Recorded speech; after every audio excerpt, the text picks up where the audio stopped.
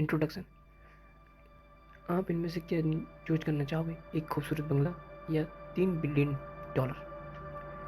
Freedom या अच्छी responsive? क्या आपको लगता है कि आपने लाइफ में काफ़ी पैसा कमा लिया? क्या आप जानना चाहते हैं कि $84.5 बिलियन कैसे कमाया जाए? अगर ये सारे सवाल आपके दिमाग में घूमते हैं तो ये किताब पढ़िए। इसमें आपके हर सवाल का जवाब मिलेगा। दुनिया की greatest show on earth author Morgan hustle जब कॉलेज में थे तो पैसे कमाने के लिए वैलेट की जॉब किया करते थे। जहाँ वो जॉब करते थे वो लॉस एंजल्स का एक आलीशान महंगा होटल था। एक बार वहाँ एक गेस्ट आया जो अक्सर उस होटल में आया करता था। वो लड़का एक टेक्नोलॉजी एग्जीक्यूटिव था और काफ़ी तेज दिमाग वाला था। सिर्फ 20 साल की उम्र में उसने वाईफाई राउटर के लिए एक कंपोनेंट डिजाइन करके उस पेटेंट करवा लिया था। उस यंग मिलियनर ने कई सारी टेक कंपनी स्टार्ट की और बाद में उन्हें बेच दिया। वो काफ़ी सक्सेसफुल था, लेकिन पैसे के मामले में थोड़ा अनलक्की था।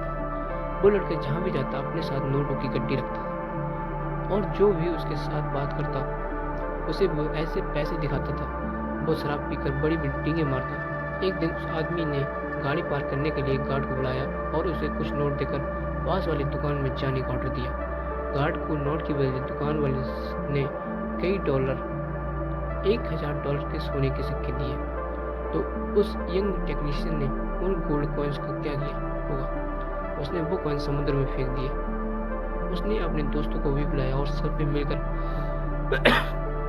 वो कॉइन समुद्र में ऐसे फेंक दिए जैसे कोई तालाब में पत्थर फेंकता है।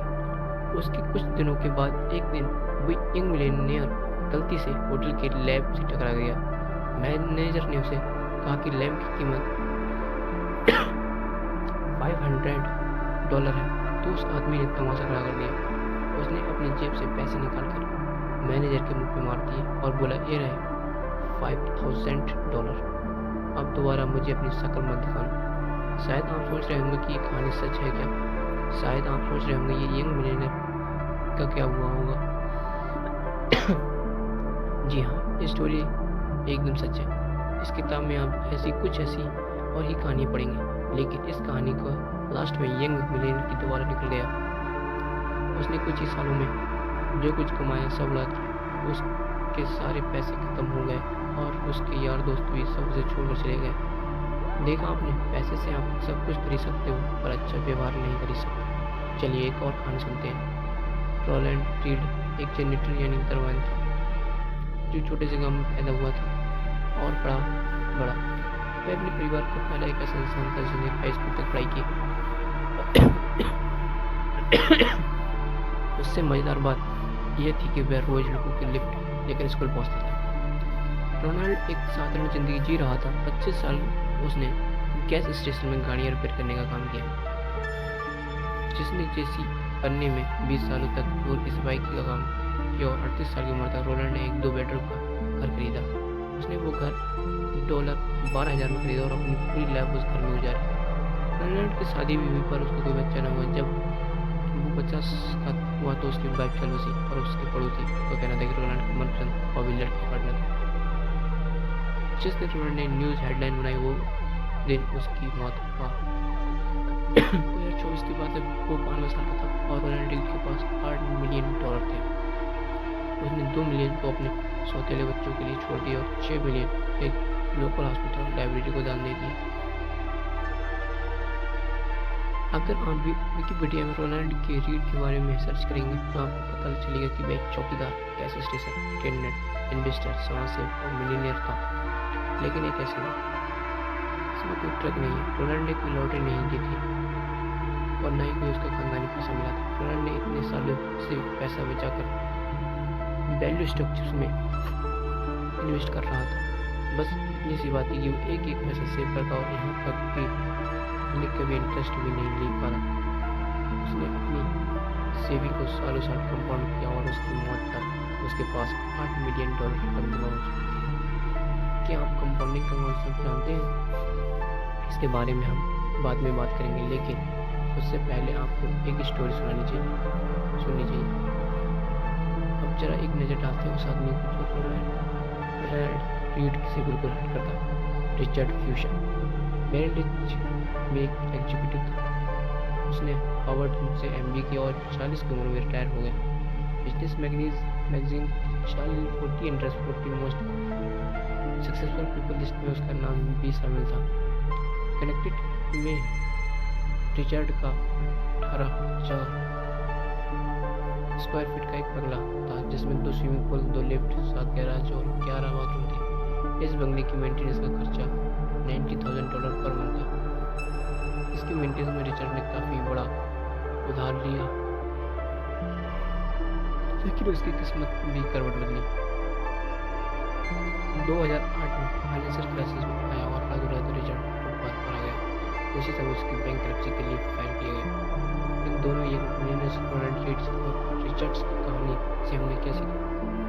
फाइनेंशियल सक्सेस कोई साइंस नहीं है, बल्कि फाइनेंस ही एक ऐसी फील्ड है जहाँ रोनाल्ड रीड जैसे लोग भी सक्सेस हो सकते हैं और एक हम्बल एजुकेशन एक्सपीरियंस वाला इंसान सर्जन, आर्टिस्ट और इंजीनियर बन सकता है।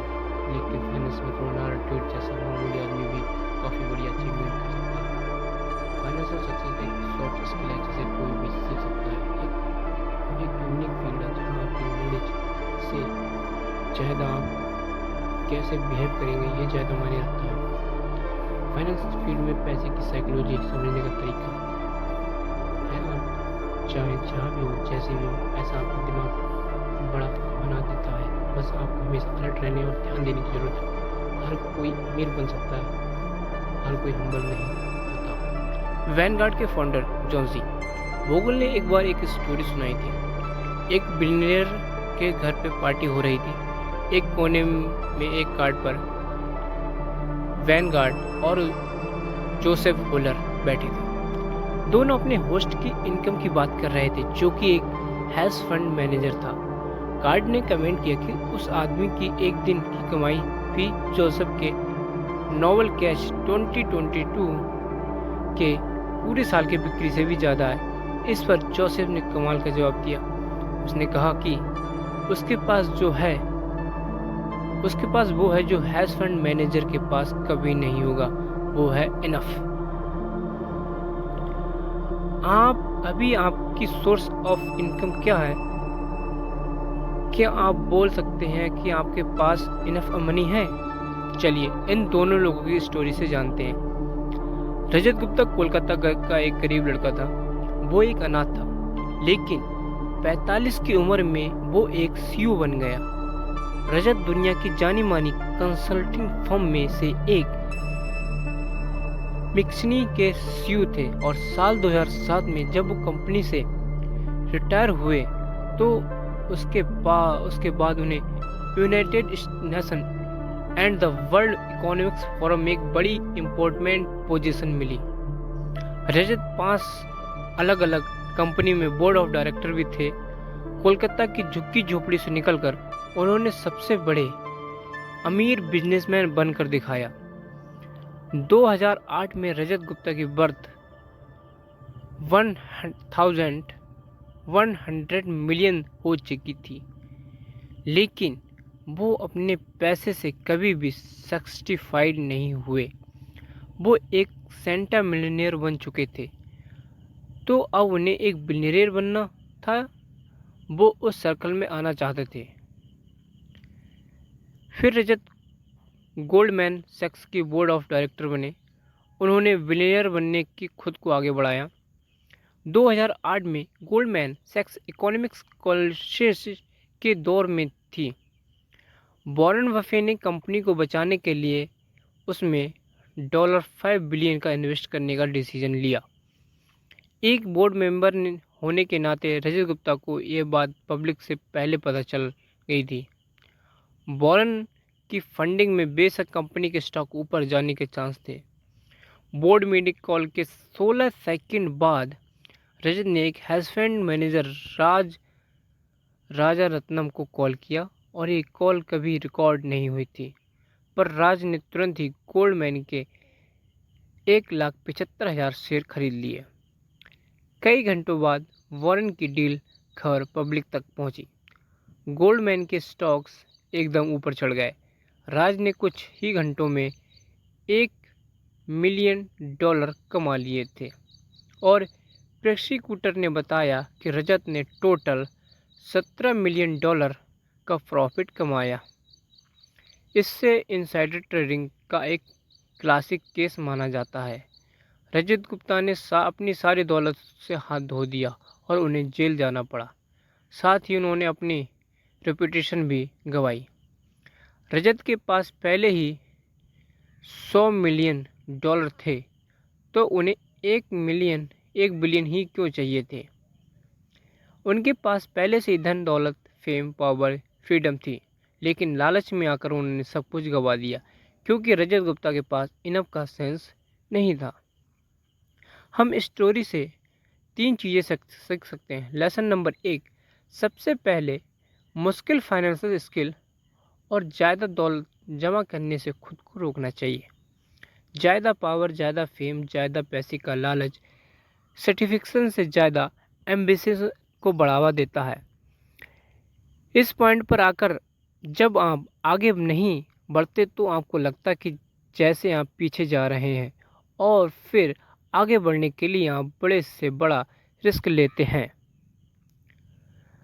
मॉडर्न कॉम्पिटिटिज्म 2 चीज़ों में बहुत अच्छा है। दौलत के साथ साथ आप लालची भी होते जाते हैं। इंसान अपनी हद भूल जाता और उसे समझ नहीं आता कि कहाँ रुकना है। लेसन नंबर 2, सोशल कंपैरिजन यानी दूसरों से तुलना एक प्रॉब्लम बन जाती है। मान लो एक फुटबॉल प्लेयर साल के 5 लाख डॉलर कमाता है और उसके पास पहले से ही काफ़ी पैसा है, पर हम अगर उसकी तुलना माइक ट्राउस से करें तो जिसका डॉलर 430 मिलियन साल के हिसाब से 12 साल का कॉन्ट्रैक्ट है, तो हम ये रुकी प्लेयर उसके सामने एकदम गरीब लगेगा। अब मान लो एक हेज फंड मैनेजर जो 36 डॉलर मिलियन कमाता है, पर 2008 में top 10 highest paid hedge fund manager कम से कम 340 मिलियन डॉलर साल के कमाते थे, तो हम ये 36 मिलियन डॉलर उसके मुकाबले काफ़ी कम लगेंगे। लेकिन अगर टॉप 10 हेज फंड मैनेजर जो साल में 340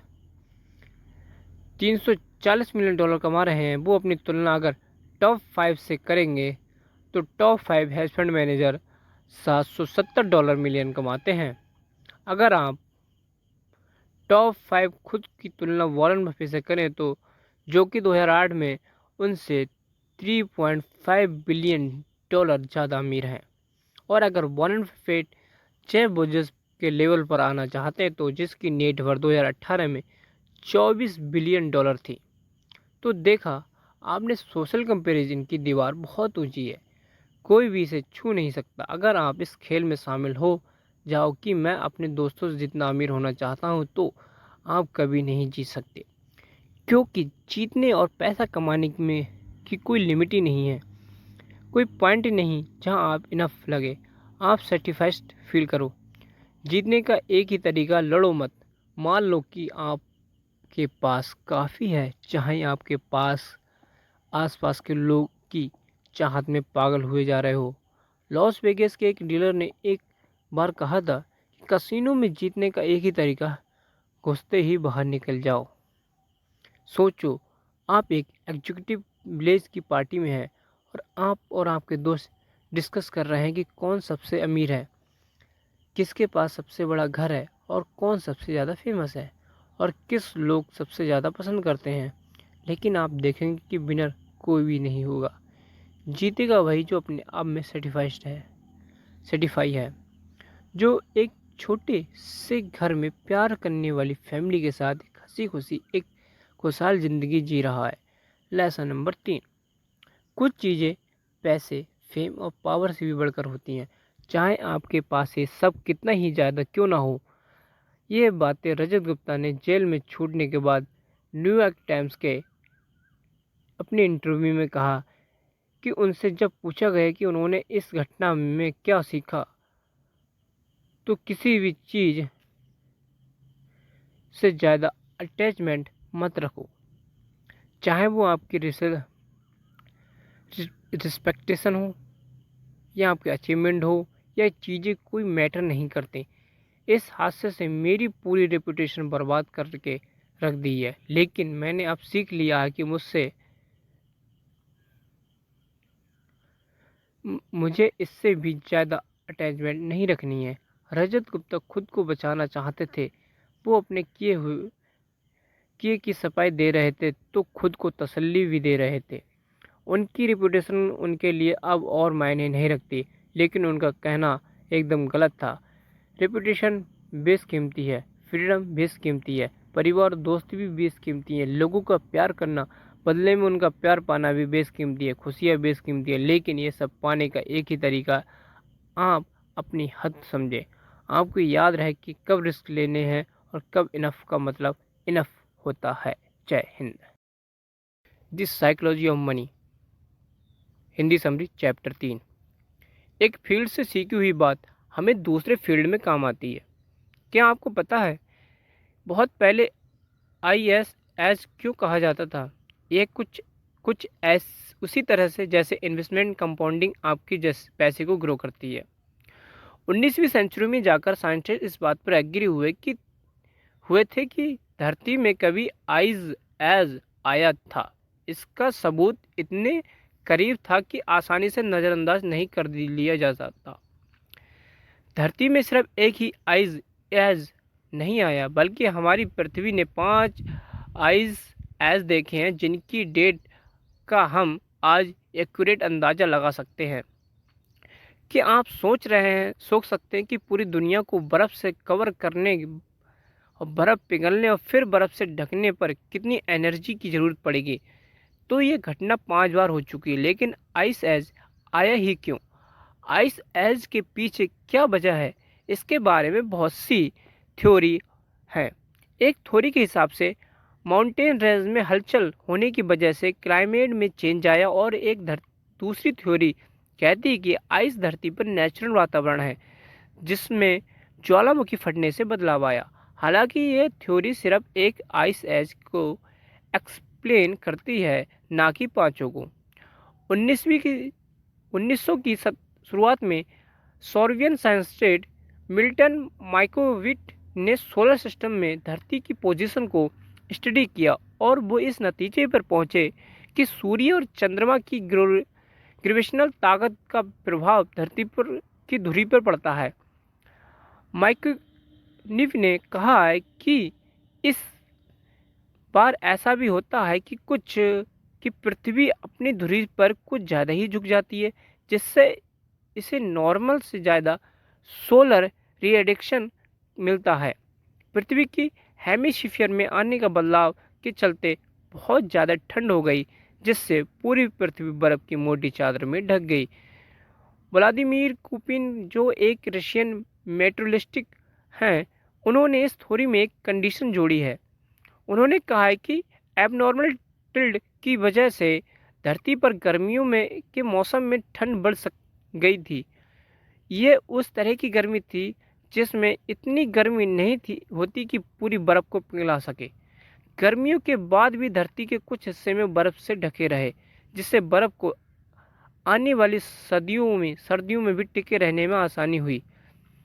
साल दर साल इसी तरह बर्फ़ के ऊपर बर्फ़ की परतें जमा होती रहीं, और जब तक कि पूरी पृथ्वी बर्फ़ से नहीं ढक गई, और इस तरह आइस एज आया। देखा आपने, कंपाउंडिंग का कंसेप्ट भी कुछ ऐसा ही है। मान लो आपने अपनी एनुअल सैलरी का 10% इंडेक्स फंड में जमा करना शुरू किया, और आपकी एनुअल इंटरेस्ट रेट 10% से, तो अगले साल आपके पास आपकी सैलरी का 10% इंटरेस्ट रेट के साथ होगा। फिर आप 2022 तक अपनी सैलरी को 10% जमा करते गए और हर साल 10% जोड़ रहे हो, तो और आपका हर साल 10% इंटरेस्ट रेट भी ग्रो कर रहा है। अगर आप इस पैसों को अगले 10 साल तक नहीं निकालते हो तो आप मिलीनियर बन जाओगे। आइस एज भी धीरे धीरे बर्फ के जमा होने से आया। कंपाउंडिंग ऑफ इंटरेस्ट का मतलब भी यही है, धीरे धीरे पैसा जमा होना। क्या आपको पता है कि वॉरेन बफेट ने सिर्फ 10 साल की उम्र में से ही इन्वेस्टमेंट करना शुरू कर दिया था। उन्होंने कभी भी अपने इंटरेस्ट का पैसा नहीं निकाला। उन्होंने कई सालों तक ये पैसा जमा होने दिया।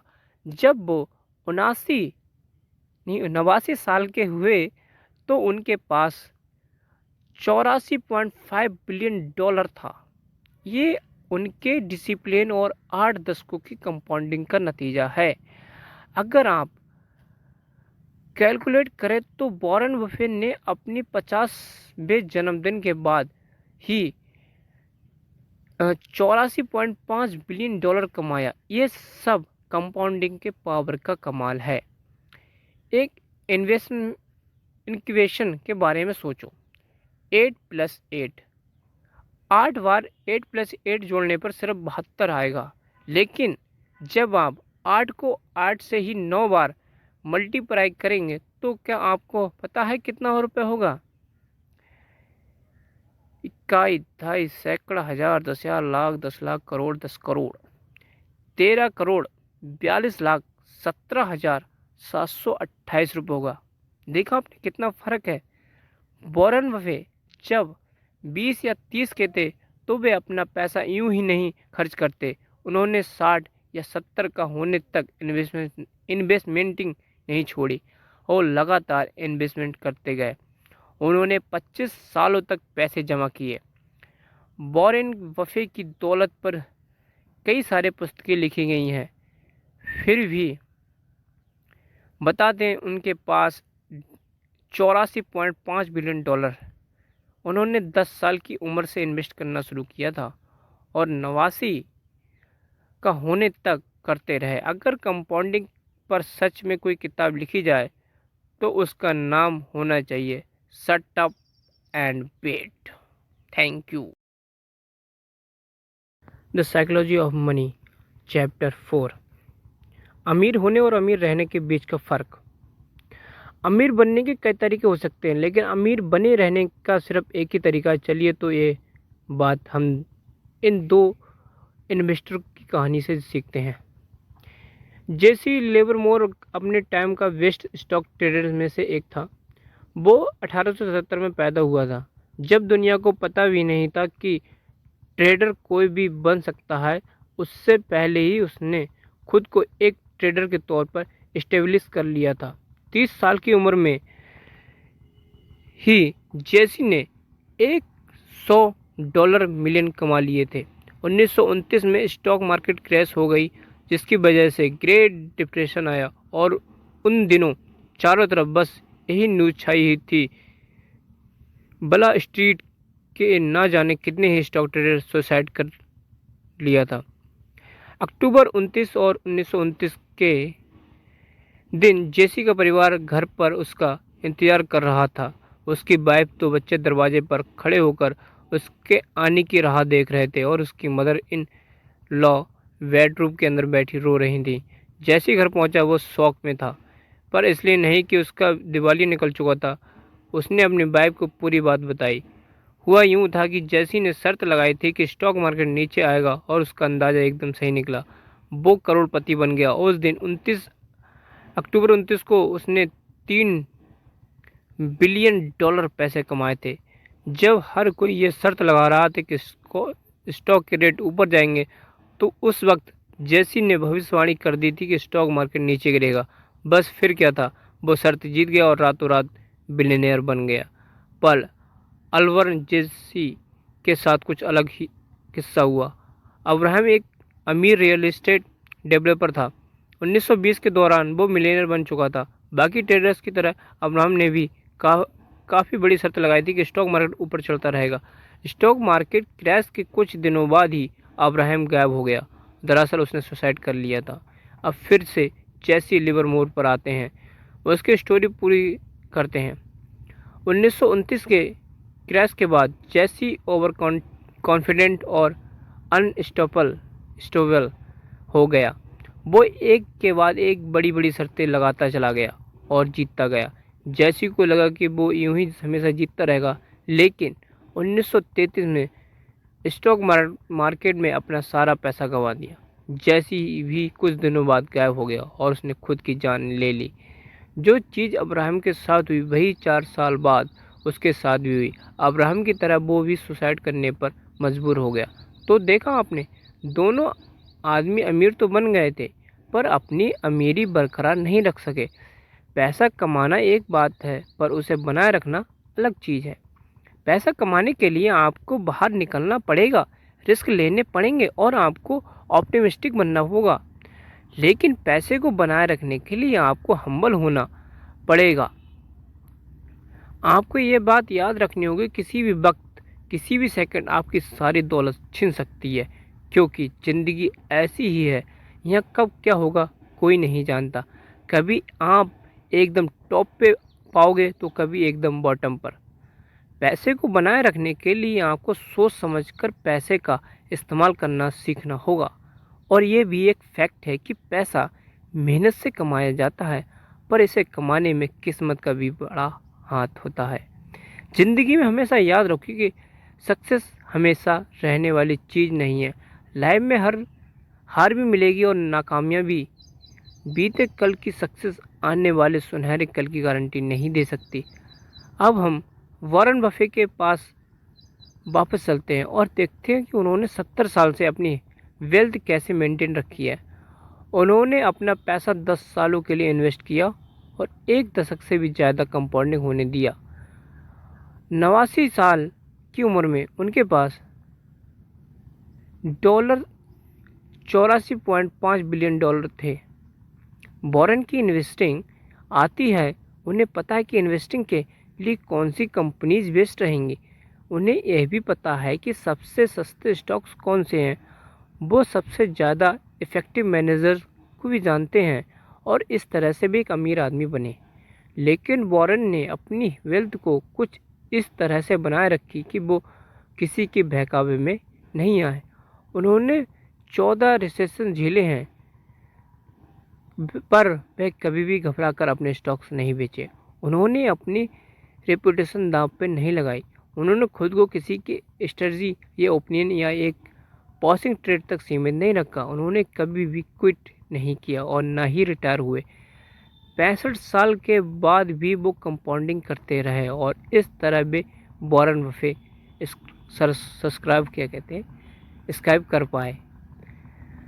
कंक्लूजन यह है कि अपने इस किताब में यंग टेक जीनियस की कहानी पढ़ी जिसने $1000 गोल्ड कॉइन समुद्र में फेंक दिए, और अपनी इस किताब में रोनाल्ड रीड की कहानी भी पढ़ी जिसने एक मामूली सा चौकीदार होने के बावजूद $8 मिलियन दान कर दिए।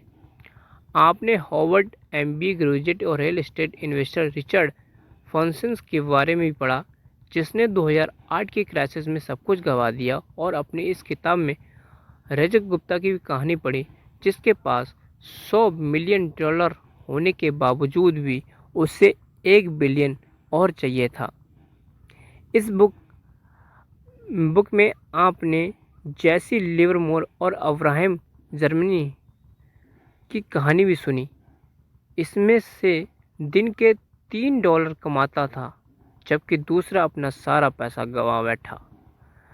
बाद में दोनों लोगों ने सुसाइड कर लिया। आखिर में आपने इस बुक में वॉरेन बफे के बारे में पढ़ा।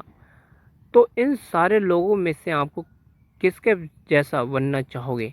याद रखो, ज़िंदगी में रेपुटेशन, फ्रीडम, फैमिली, प्यार और खुशी भी सबसे कीमती चीज़ है जो पैसे, पावर और फेम से कहीं बढ़कर है।